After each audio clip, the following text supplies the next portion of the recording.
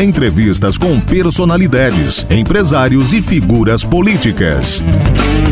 Sempre um bate-papo descontraído aqui na Som Maior. A partir de agora, Nomes e Marcas, com Adelor Lessa. Muito bom dia, Nomes e Marcas, nesse sábado, chegando ao ar aqui na Som Maior, que todos tenham um ótimo final de semana. O programa de hoje traz uma personalidade muito conhecida da cidade, da região, uma pessoa muito benquista e muito competente na sua atividade, tecnicamente reconhecido como competente, qualificado, mas um cidadão multifacetado, de várias ações em campos completamente diferentes. Estou falando do Coronel Márcio Cabral, professor Márcio Cabral, ele que nos dá a honra de ser entrevistado no Nomes e Marcas desse sábado. Muito bom dia, cidadão. Como é que é? Pescario Bravense? Pescador Bravense. Pescador Bravense. Bom dia, Adelor.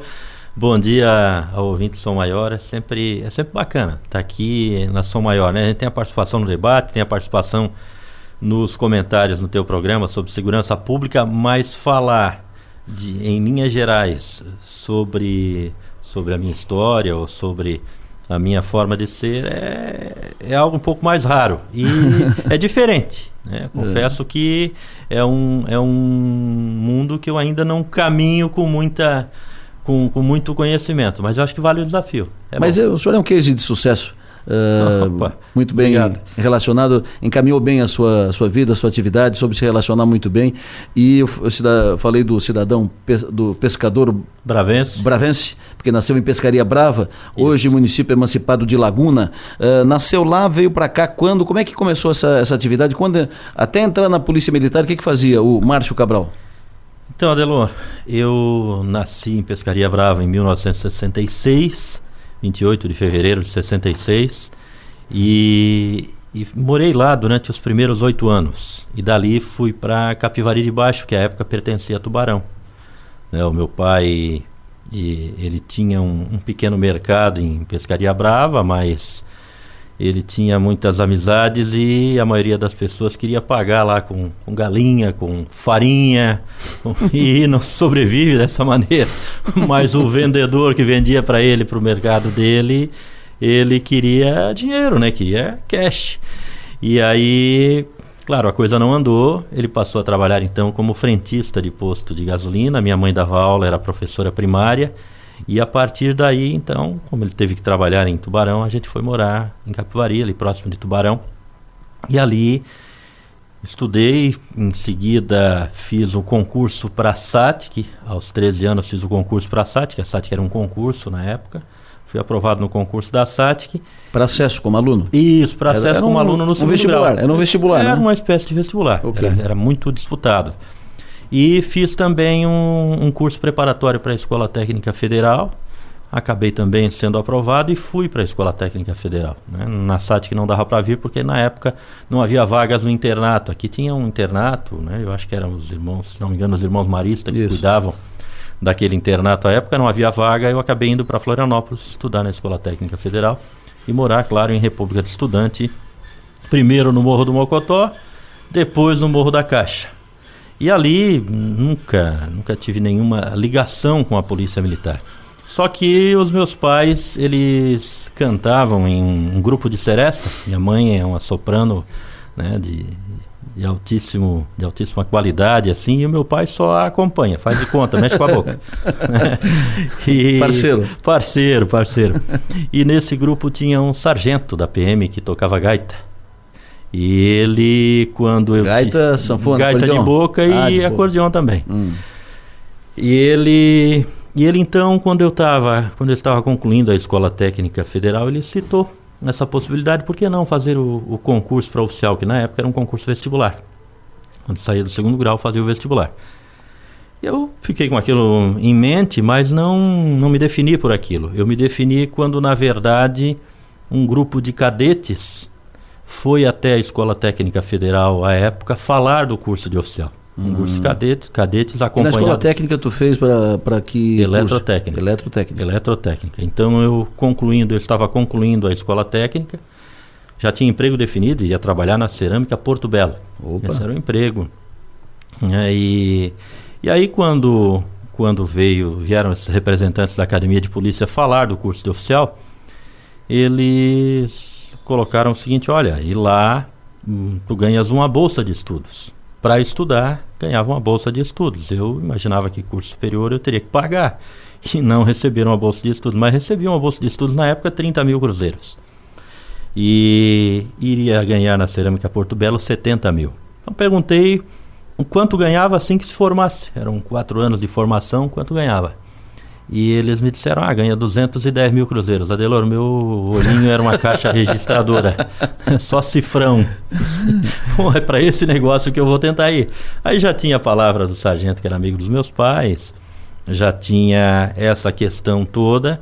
Eu fiz o vestibular para engenharia de eletricidade, engenharia elétrica, na UERJ, em Joinville, na época na FERJ, Fundação Educacional da região de Joinville, e fiz o vestibular para a Academia de Polícia.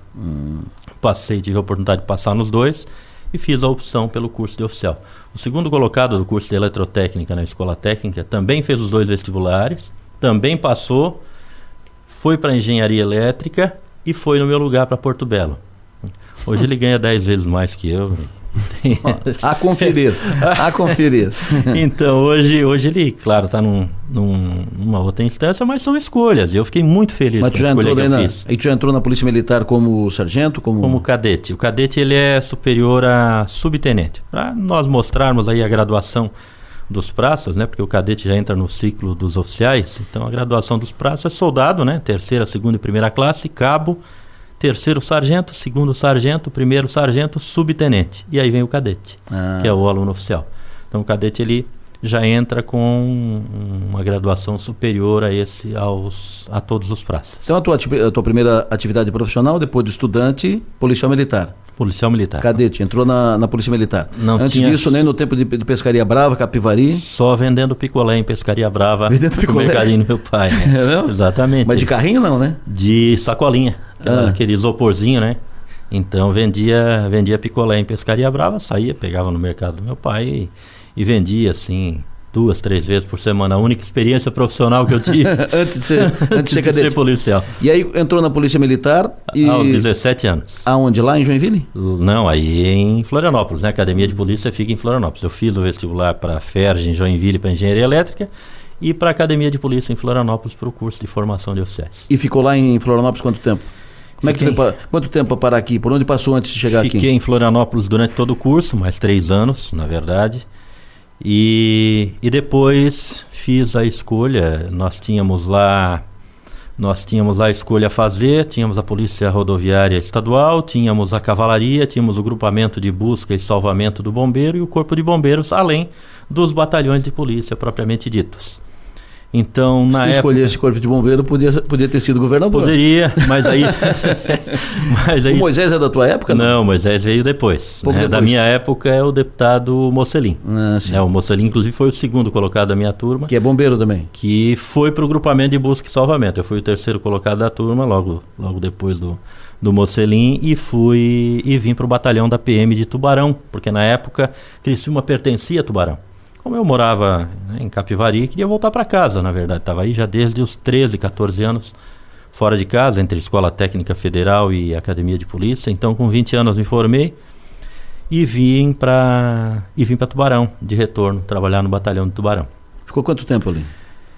Aí, Adelor, houve uma história interessante. O comandante, nós fomos em 7 novos aspirantes, né? Aspirante porque é um período de estágio, aí tu aspira a ser oficial, né? Por isso aspirante, depois de 6 meses de estágio, tu és promovido ao primeiro posto do oficialato, que é 2º tenente.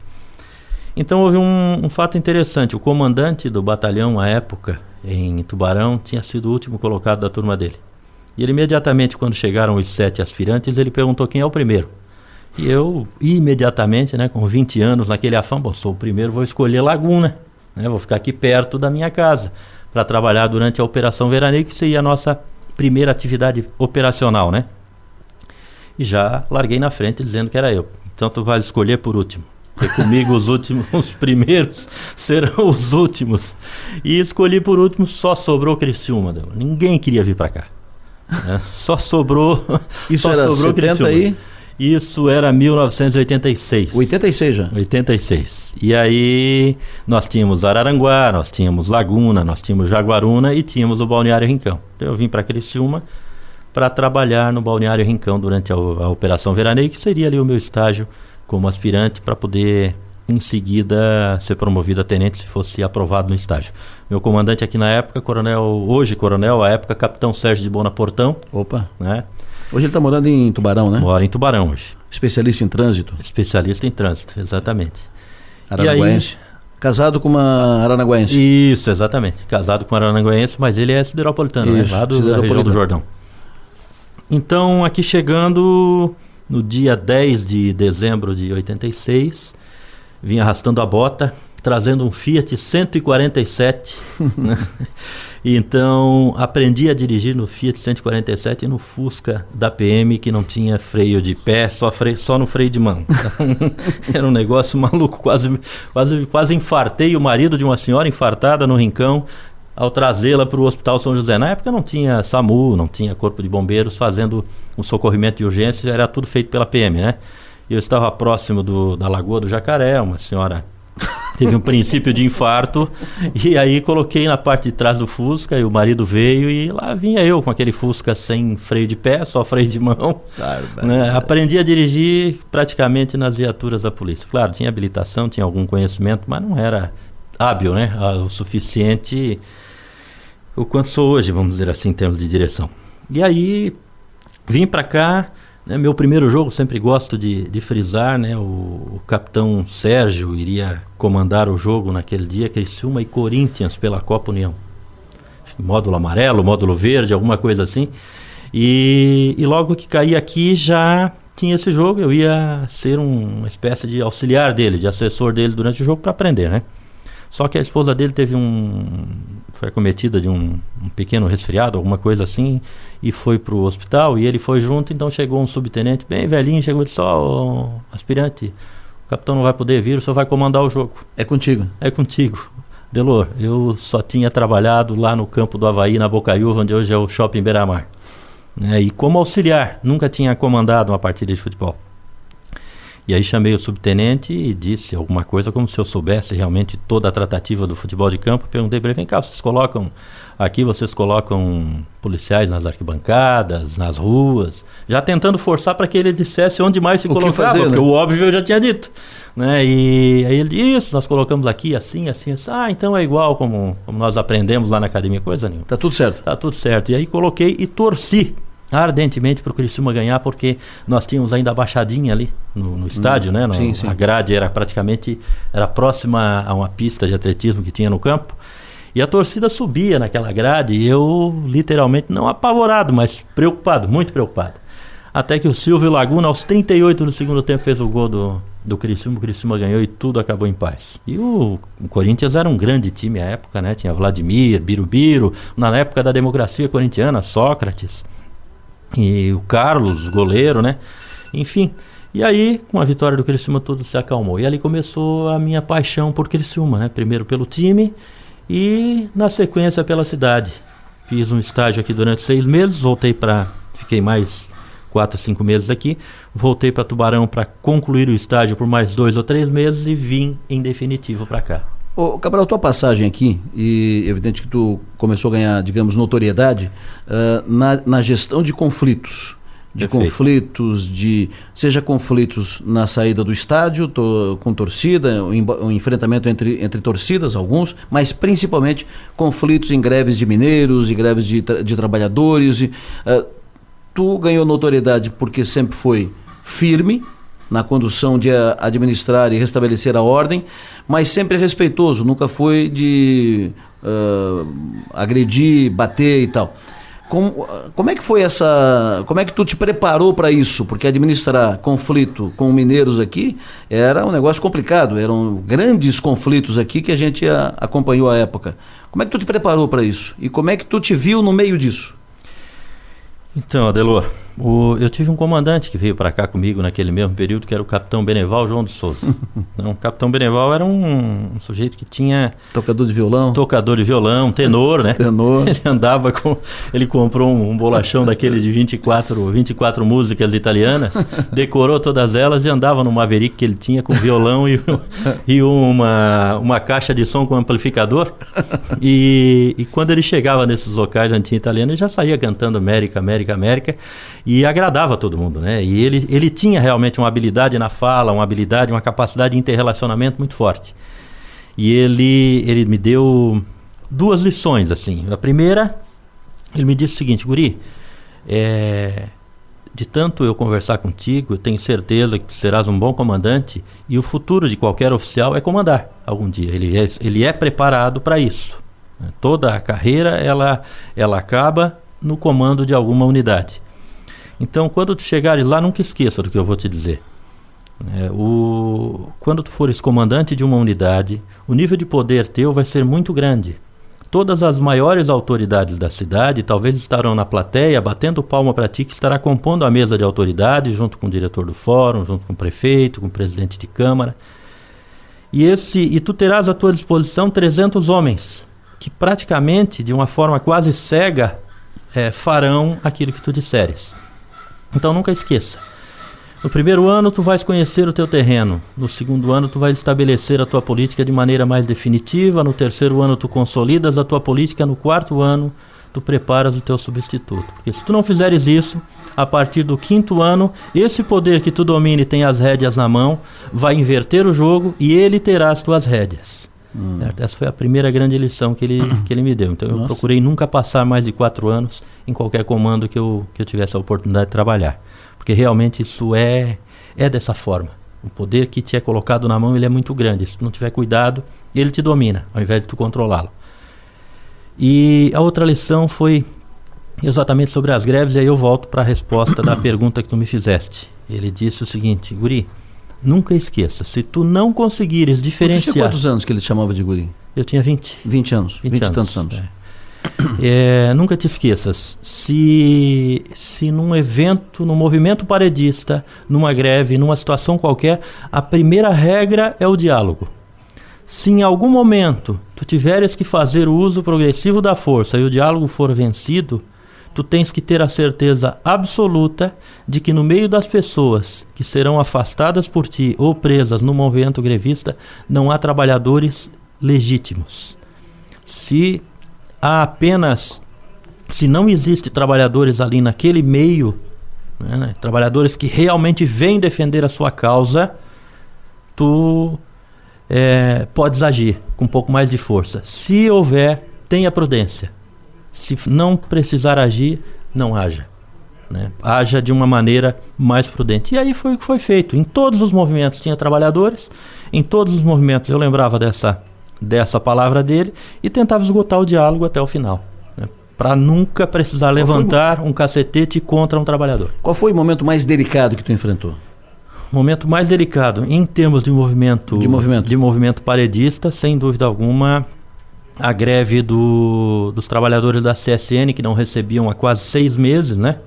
Isso de uma grande siderúrgica, né, no Brasil, mas a greve dos trabalhadores da CSN no ano de 1988, 1º de março de 88. Eu lembro porque a data do meu aniversário é 28 de fevereiro, e no dia 1º de março eu iniciaria as minhas aulas no curso de Direito na Unisul em Tubarão, na época.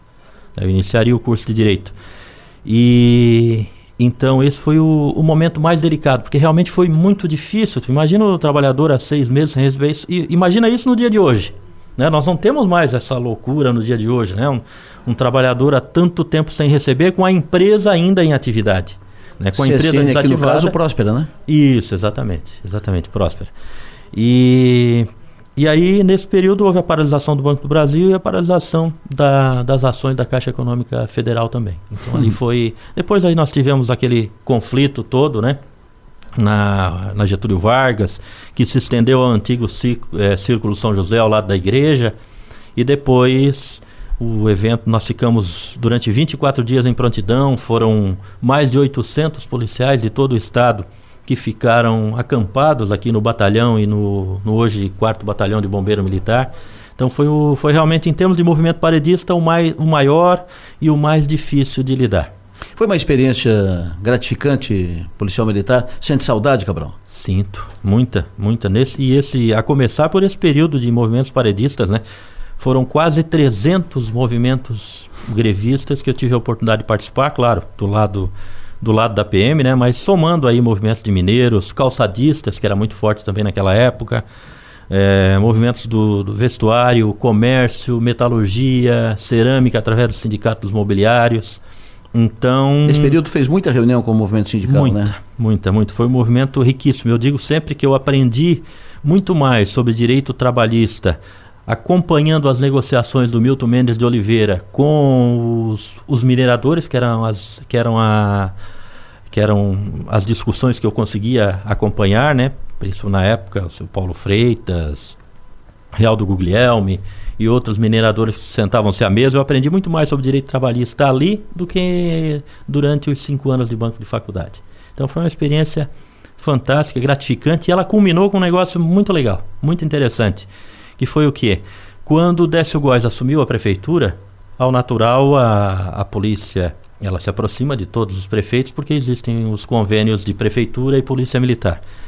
Eu fui na prefeitura checar alguns convênios, o secretário da Fazenda na época era o Murialdo Gastaldon, né?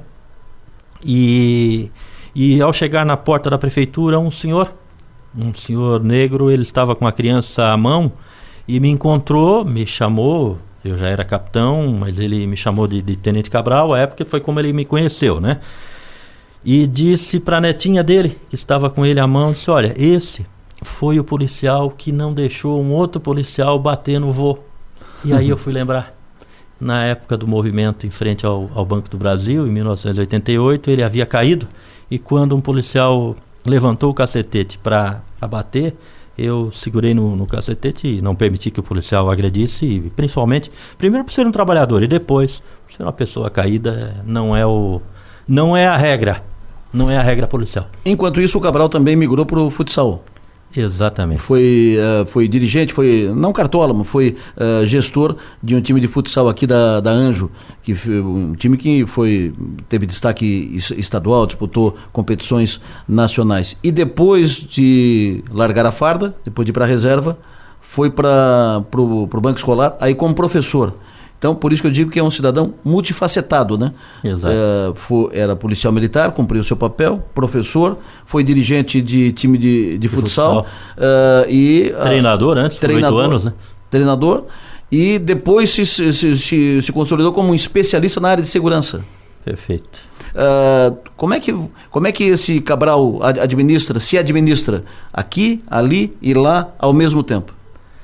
Então, essa é uma pergunta difícil, né? Não dá pra... Eu acho que tu tem que ser apaixonado por cada coisa que tu faz. Eu acho que esse é o segredo. Então, eu sou apaixonado pelo futsal, pelo esporte de maneira geral, né? E o futsal me deu essa possibilidade de estar sempre presente no mundo do esporte. Então, por 8 anos eu fiquei como treinador, e depois por mais 5 como dirigente da equipe profissional da Anjo, e hoje como coordenador do projeto Anjos do Futsal, né? Nesse período estava nativo ainda, né? Nesse período nativa, como capitão, como major, como tenente-coronel. Começou na verdade como tenente, né? Alguns policiais mais puxa-sacos no quartel. Em 1992 o que eles queriam era o micro-ônibus, chegou o micro-ônibus para a polícia naquele período. E aí nós tínhamos um time dentro da PM, né? E esse time jogava, o que eles precisavam era do micro-ônibus, o controle do micro-ônibus era comigo, então me convidaram para jogar. Claro que o interesse era o micro-ônibus, né? Porque eu não jogava nada, né? Como diz o Paulo Coutinho, eu nunca tinha chutado uma cabeça de boneca. Então, e aí eu fui jogar com eles, vi que não era a minha praia. Saí, eles com medo de que o micro-ônibus não fosse mais concedido a eles. Te designaram treinador? Como treinador. Imagina. E aí ali começou. Aí eu tive a oportunidade de comandar a CME de Siderópolis, CME de Jacinto Machado, CME de Nova Veneza e, por fim, a FME de Criciúma, até 2000. E depois veio a equipe profissional da Anjo, conversei com o Beto à época, disse: Beto, olha, não há condição, a equipe profissional tem que treinar em 2 períodos. Nós treinávamos só à noite, então eu conseguia trabalhar e dar o treinamento 3 noites por semana. Mas agora treinando em 2 períodos, a situação é outra, e até porque tem que vir um profissional mais capacitado para tocar a equipe. E ele pediu uma indicação, indiquei o Manuel Del Pasquale, o Maneca, que era um especialista em formar categorias de base principalmente. Ele entendeu a ideia, pediu que eu continuasse como coordenador e aí começou a se estabelecer essa ideia de coordenador. Então o futsal tem essa história, é uma história muito bacana também, fechou o ciclo, vamos dizer assim, de dirigente de futebol profissional. Acho que começou o ciclo da questão da direção do projeto Ângelo do Futsal, que hoje é bem tocado pelo professor Jean Reis. Eu coordeno, mas na verdade toda a operacionalidade do projeto é o professor Jean Reis que faz, né? E talvez eu esteja ali mais para dar sustentação ao projeto em algumas situações que ele necessita, mas operacionalmente quem gestiona o projeto hoje é o professor Jean Reis. Então foi uma fase bonita também, uma fase interessante, fechou, né? Apoio o movimento do futsal em Criciúma que está surgindo novamente, mas seguramente não estarei dentro até por falta de tempo. Cabral, depois, quando foi para a reserva, tu te especializou em segurança, é um técnico especializado, e a cidade cada vez mais está preocupada com a questão segurança, então tu é muito requisitado para apresentar projetos, discutir projetos e tal, mas a decisão de ir para a reserva deve ter sido a decisão mais difícil da tua vida. Difícil, Adelor. Olha só como ela aconteceu de uma forma totalmente inesperada. E aconteceu via Jornal A Tribuna.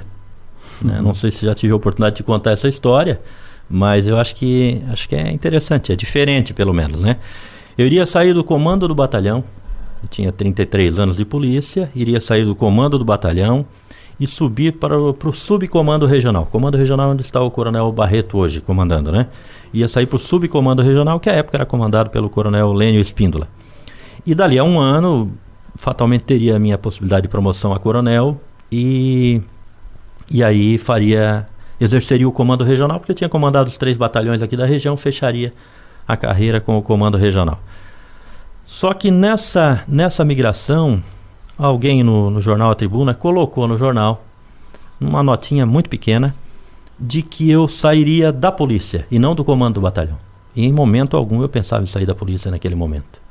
O empresário da cidade, lendo essa notícia, 9h30 da manhã, eu não tinha lido o jornal, eu pouco leio o jornal durante os dias, né? E ele lendo essa notícia, ele me chamou no escritório dele e perguntou se eu queria ser diretor de segurança da empresa.